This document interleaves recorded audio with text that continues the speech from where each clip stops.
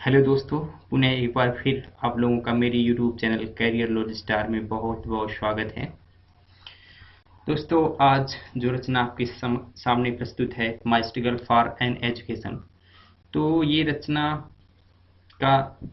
रचना है, इसका आज हम आपके सामने दूसरा पार्ट प्रस्तुत कर रहे हैं।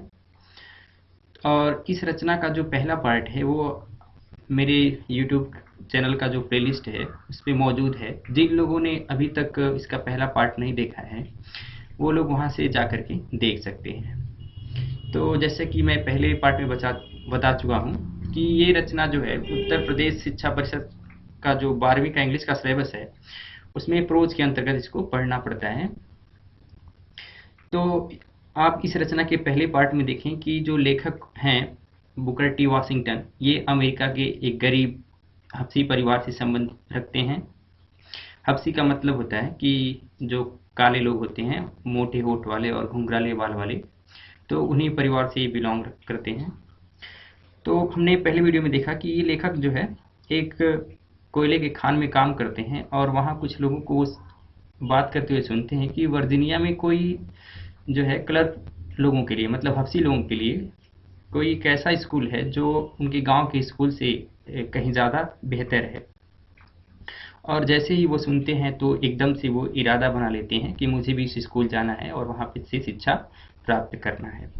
लेकिन होता क्या है कि जो लेखक होते हैं, वो जो लेखक हैं उनकी माँ जो होती है वो उनको बाहर भेजने से डरती है, क्योंकि ये काम जो आसान नहीं था, क्योंकि उनके पास पैसे नहीं थे और ज़रूरत की वो सारी चीज़ें नहीं थी जो यात्रा के दौरान जिनकी ज़रूरत पड़ती थी। लेकिन किसी तरह से वो अपनी माँ से जो है आज्ञा पाते हैं और लोगों से निवेदन करते हुए गाड़ियों और कारों में मुफ्त का यात्रा करते हुए किसी तरह से वो मालदीव पहुंचते हैं, जो वर्जीनिया से लगभग 500 मील की दूरी पर स्थित होता है। और वर्जीनिया के वो रिचमंड नगर में पहुंच करके किसी तरह से अपनी रात को जो है फुटपाथ के किनारे वो बिताते हैं और सुबह होता है तो देखते हैं एक जहाज उनके सामने नज़र आती है और वहाँ वो उसके कैप्टन के पास जाते हैं और वहाँ पे जो जहाज से कार्गो जो होता है, मतलब जो कच्चा लोहा वहाँ से खाली किया जा रहा था, तो वहाँ से वो आज्ञा मांगते हैं कि मुझे भी काम करने की अनुमति मिली, जिसके बजाय उनको थोड़ा सा पैसा मिल जाए जिससे वो भोजन कर सकें। तो आगे होता क्या है, इसके बाद की स्टोरी हम इस जो है वीडियो लेक्चर में देखेंगे। तो देर न करते हुए चलते हैं टॉपिक की ओर और देखते हैं इसका हिंदी अनुवाद। यहाँ पे लेखक कहते हैं, my work please the captain so well that he told me I could continue working for a small amount per day. यहाँ पे लेखक कहते हैं कि मेरे काम करने का जो तरीका था या जो मेरे काम का प्रभाव था वो कैप्टन को इस तरह से प्रभावित किया कि उसने मुझसे कहा कि मैं एक छोटी सी अमाउंट पे यहाँ हमेशा के लिए जो है काम कर सकता हूँ। This I was very glad to do, और इससे मुझे बहुत खुशी हुई। I continued working on this vessel for a number of days, और मैंने काफ़ी दिनों तक उस जो है जलयान पे काम किया। वेजल का मीन्स होता है पानी वाली जहाज, जिसे हम जलयान कहते हैं। तो यहाँ पे लेखक कह रहे हैं कि मैं वहाँ पे जो है काफ़ी दिन तक काम किया। After buying food with my small baggage there was not much left to pay my way to Hampton.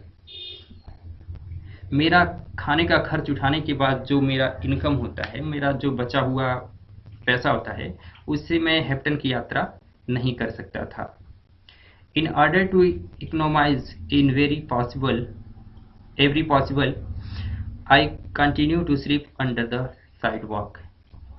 यहाँ पे लेखक कह रहे हैं कि हर तरह से जो है मैंने संभवतः अपने आय को इकोनोमाइज किया, मतलब पैसे को बचाने की कोशिश की, और ऐसा करने के लिए मैं जो है सड़क के किनारे सोने वाली प्रक्रिया को जारी रखा। When I saved enough money with which reached to Hampton, यहाँ पे लेखक कह रहे हैं जब मेरे पास इतना पैसा हो गया जिससे मैं हैप्टन पहुंच सकता था, आई thank the captain of the vessel for his kindness. तो मैंने जो उस जलयान का कप्तान था उसको जो है उसकी दयालुता के लिए उसको धन्यवाद दिया। एंड स्टार्टेड अगेन, और फिर से यात्रा अपना आरंभ कर दिया। विदाउट एनी अनयूजुअल अक्यूरेंस, बिना किसी असाधारण घटना के, आई रीच्ड हैप्टन, मैं हैप्टन पहुंचा। With a surplus of exactly 50 cent with which to begin my education, और मेरे पास जो है सरप्लस मीन्स होता है जो बचा हुआ इनकम होता है, जो बचा हुआ आय होता है। तो मेरे पास जो है जो बचा हुआ आय था वो 50 सेंट था, जिससे मुझे मेरी शिक्षा की शुरुआत करनी थी। The first sight of large 3-story brick school building seemed to have rewarded me for all that I had undergone in order to reach the place. यहाँ लेखक कहते हैं कि जो 3 मंजिला वाले ईंटे की जो वो बिल्डिंग थी, उसका जो पहला दृश्य था, ऐसा मुझे प्रतीत हो रहा था कि जो यात्रा के दौरान मैंने कष्ट उठाए थे वो उसके लिए वो पुरस्कृत कर रही हो। The site of it seem to give me a new life, और इसका जो पहला दृश्य था ऐसा लग रहा था जैसे वो मुझे नया जीवन दे रही हो। अर्थात वर्जीनिया की उस स्कूल को देख करके लेखक को जितनी भी परेशानी या प्रॉब्लम उसको यहाँ तक पहुँचने में उठानी पड़ी थी, तो ऐसा लग रहा था कि वो उसके बदले में वो पुरस्कार हो, और उस इमारत को देख करके ऐसा लग रहा था जैसे लेखक को एक नया जीवन मिल गया। As soon as possible after reaching the ground of the Hampton Institute, जितना जल्दी हो सका, मतलब जितना जल्दी संभव हो सका, हैप्टन इंस्टीट्यूट पहुंचने के बाद I presented myself before the head teacher for assignment to a class. और यहाँ पे लेखक कह रहे हैं कि जैसे ही मैं हैप्टन के उस ग्राउंड पे पहुंचा, उस मैदान पे पहुंचा इंस्टीट्यूट के, तो जितना जल्दी संभव हो सका मैंने खुद को उस प्रधान अध्यापिका के सामने पेश किया जो क्लास के लिए जो है नियुक्ति दे रही थी। Having been so long without proper food, a bath and a change of clothing, I did not of course make a very favorable impression upon her. यहाँ पे लेखक कह रहे हैं कि काफ़ी लंबे दिनों से यात्रा करने के कारण और बिना उचित भोजन किए, बिना स्नान किए और बिना कपड़े चेंज किए, मैं जो है अध्यापिका के ऊपर जो है अपना जो है इम्प्रेशन, मतलब अपना प्रभाव नहीं जमा सका। I could see at once that there were doubt in her mind about the wisdom of admitting me as a student. यहाँ पे लेखक कह रहे हैं कि मैं देख सकता था कि जो अध्यापिका थी तो उनके माइंड, उनका जो दिमाग था, तो जो एडमिशन देने का विचार था उसके ऊपर कहीं कहीं उनको संदेह था कि इनको एडमिशन मिले या न दिया जाए। यहाँ पे देखिए, I could see at once, मैं तुरंत देख सकता था, दैट कि there were doubt in her mind, यानी उनके दिमाग में जो संदेह था, about the wisdom of admitting, मतलब जो एडमिशन देने वाले विचार थी उसके ऊपर, मी एज ए स्टूडेंट, यानी मुझको स्टूडेंट के रूप में। यहाँ पे लेखक कह रहे हैं कि जो अध्यापिका थी उनके दिमाग में संदेह था कि मुझे स्टूडेंट के रूप में जो एडमिशन दिया जाए या न दिया जाए। फॉर सम टाइम, कुछ समय के लिए, she did not refuse to admit me, उसने जो है मेरा एडमिशन को जो है बहिष्कार नहीं किया। Neither she decide in my favour, और ना ही मेरे पक्ष में कोई निर्णय लिया। I continue to linger about her, मैं लगातार उनको जो है देखता रहा। लिंगर मीन्स होता है एक टक देखते रहना। And to impress her in all the ways I could with worthiness. यहाँ पे लेकर कह रहे हैं कि मैं उनके अंदर जब कहीं कहीं डाउट था और उन्होंने जो है ना ही मेरा एडमिशन लिया और ना ही उन्होंने बहिष्कार किया, लेकिन मैं लगातार वहाँ खड़ा होकर के देखता रहा और जिस तरह से जो होता है मुझसे हो सका, मुझसे जितना हो सका, मैंने अपने आप से प्रयास किया कि अपनी योग्यता का जो है उनके ऊपर प्रभाव डाल सकूं।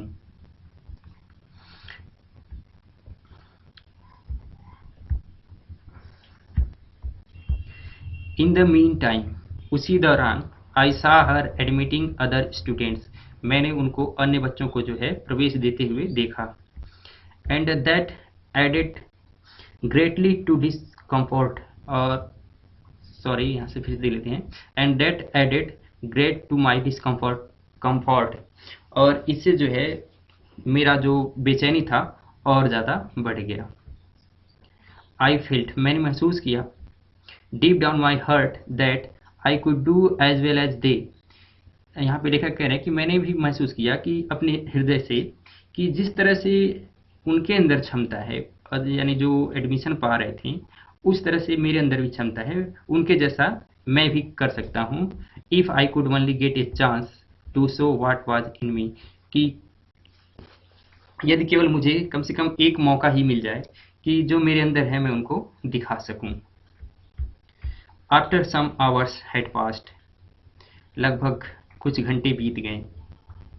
सी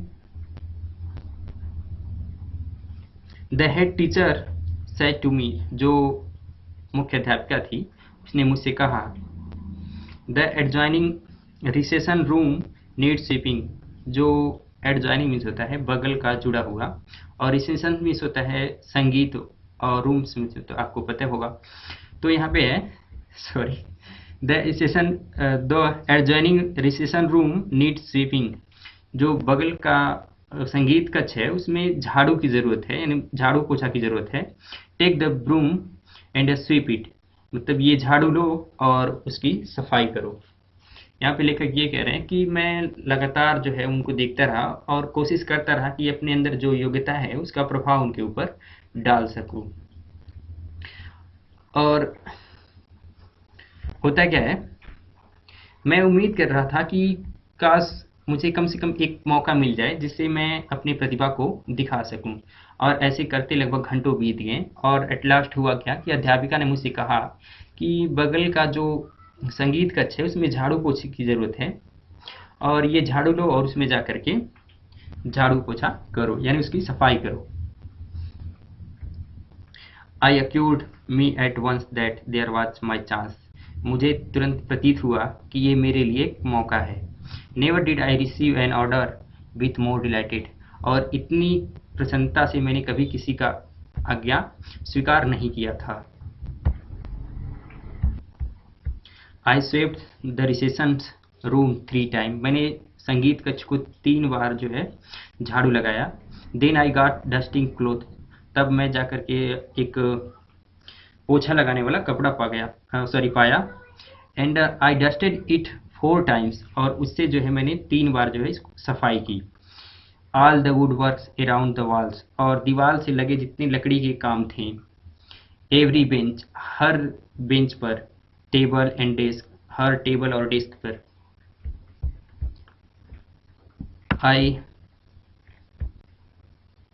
I went over 4 time which my dusting cloth, यहाँ पे लेखक कह रहे हैं कि मैं अपने डस्टिंग क्लोथ से, मतलब पोछा लगाने वाले कपड़े से दीवार से जुड़ी हर लकड़ी के काम में, हर डेस्क पे, हर बेंच पे 4 बार जो है पोछा लगा करके सफाई किया। Beside every piece of furniture had been moved, and every closet and corner in the room had been thoroughly cleaned. एक है इस बिसाइड, मतलब इसके अलावा, every piece of furniture had been moved, मतलब लकड़ी के हर फर्नीचर को जो है मूव्ड करके, मतलब खिसका खिसका करके। And every closet and corner, और हर कोने को, इन द रूम यानी रूम के हर कोने को, हैड बीन थ्रोली क्लीन्ड, यानी पूरी तरह से जो है उसको साफ किया। I had the feeling that in a large measure my future depended upon the impression I made upon the teacher in the cleaning of that room। यहाँ पे लेखक कह रहे हैं कि मैंने एक बड़ी मात्रा में जो है ये अनुमान लगाया, मतलब ये महसूस किया कि जो मेरा भाग्य है वो मेरे इम्प्रेशन के ऊपर ही डिपेंड है, कि जो इम्प्रेशन मैं उनके ऊपर सफाई करके डाल सकता था। यहाँ पे लेखक कह रहा है कि मैं एक बड़ी मात्रा में ये अनुमान लगा सकता था कि मेरा जो एडमिशन है वो मेरे कर्म के ऊपर है, कि किस तरह से मैं जो है सफाई करके उनके ऊपर प्रभाव डाल सकूं।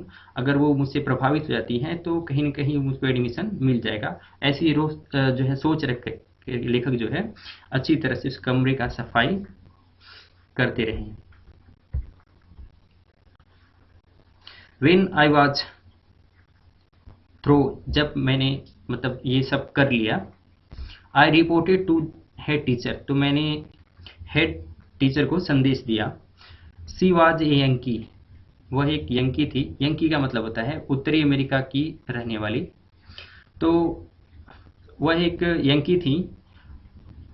Who knew just wear look for dust, जिनको पता था कि धूल के लिए मतलब धूल मिट्टी के लिए कहाँ देखना चाहिए, मतलब धूल कहाँ हो सकता था, उनको अच्छी तरह से पता था। She went into the room, वह रूम में गई and inspected the floor and closet, और जो फर्श है और जो रूम का कोना होता है उसका उन्होंने निरीक्षण किया। देन सी टुक हर हैंकरचीफ, और उसके बाद उन्होंने अपना जो है रुमाल लिया and rubbed it on the wood work about the wall and over the table and the bench, और उससे जो होता है अपने रुमाल से उन्होंने लकड़ी के काम पे, दीवार पे और टेबल पे और बेंच पर जो है उसको रगड़ा। When she was unable to find one bead of dirt on the floor or particle of dust on any of the furniture, she quietly remarked, I guess will do enter this institute. यहाँ पे लेखक कह रहे हैं कि जब वह जो है किसी भी वो किसी भी फर्नीचर से, दीवार से या किसी भी डेस्क या बेंच से किसी भी धूल का एक कोना मतलब एक कण पाने में असमर्थ रही, तो उन्होंने शांति से, सी क्वाइटली, फिर वो शांति से उन्होंने रिमार्क मतलब टिप्पणी किया कि मैं उम्मीद करती हूँ, मैं अनुमान लगाती हूँ कि तुम इस इंस्टीट्यूट में दाखिला ले सकते हो या दाखिला ले लोगे। I was one of the happiest soul on the earth, मैं धरती पे सबसे ज़्यादा प्रसन्नचित्त व्यक्ति था। The sweeping of that room was my college examination, और उस रूम की सफाई करना मेरे कॉलेज का जो है परीक्षा थी। I have passed several examination since then, उसके बाद से मैंने बहुत सारे जो है कुछ एग्ज़ाम को पास किया। But I have always felt that, लेकिन मैंने हमेशा महसूस किया this was the best one I ever passed, यह मेरे जीवन का सबसे बेहतरीन परीक्षा था जिसको मैंने कभी पास किया था। तो दोस्तों ये रहा इस लेसन का हिंदी अनुवाद। इसमें आपने देखा कि किस तरह से लेखक जो है अपनी शिक्षा के लिए कठिन परिश्रम किए और एक ऐसे काम को अंजाम दिया जो जिसको करना नामुमकिन सा लग रहा था। तो कहीं न कहीं ये लेसन हमें ये सीख देता है कि कठिन परिश्रम से हर असंभव कार्य को भी संभव बनाया जा सकता है। तो दोस्तों मिलते हैं एक नए वीडियो के साथ अगले वीडियो लेक्चर में, तब तक के लिए गुड बाय।